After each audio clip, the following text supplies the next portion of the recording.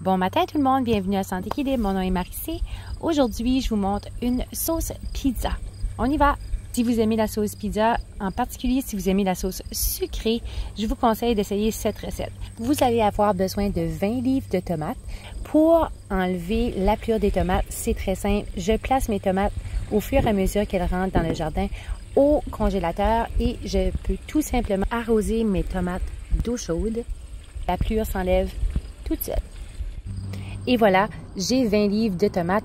Je vais placer au fourneau à 350 degrés pour plusieurs heures. Au fur et à mesure que l'eau sort de mes tomates, je vais prendre cette eau et la passer au tamis pour pouvoir me faire un jus V8. À ce liquide, je vais ajouter 3/4 de tasse de carottes, 3/4 de tasse de céleri, 3/4 de tasse d'oignon, une demi-cuillerée à thé de poivre, une demi-cuillerée à thé de sel et je vais faire bouillir. Lorsque le mélange sera prêt, je vais mélanger au malaxeur et je peux congeler au congélateur. Pour ce qui est des pelures de tomates, ne les jetez pas, rincez-les un peu et placez-les au déshydrateur pendant plusieurs heures. Éventuellement, ça va devenir très sec. Vous pourrez en faire de la poudre et ajouter de l'eau lorsque vous voudrez faire votre propre pâte de tomates. Mes tomates sont prêtes, donc je vais tout simplement prendre le robot et bien mélanger mon mélange. Je vais également prendre un tamis et enlever les graines. Vous n'êtes pas obligé de faire ceci, mais pour ma part, j'aime avoir une bonne sauce pizza sans avoir les graines à l'intérieur.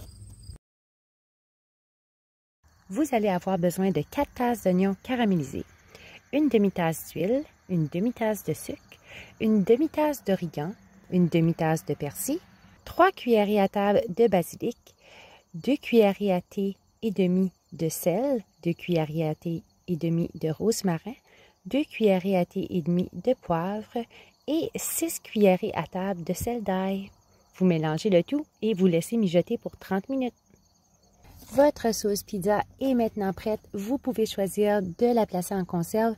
Si vous décidez de la placer en conserve, vous ajoutez une cuillerée à table de citron à l'intérieur de chaque pot et vous faites bouillir à l'eau bouillante pour 25 minutes. Sinon, vous pouvez aussi la congeler.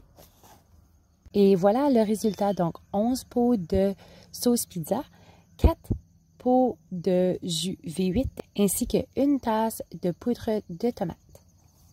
Si vous avez aimé la vidéo, appuyez sur le like, abonnez-vous à la chaîne et on se voit dimanche pour une prochaine vidéo. Salut!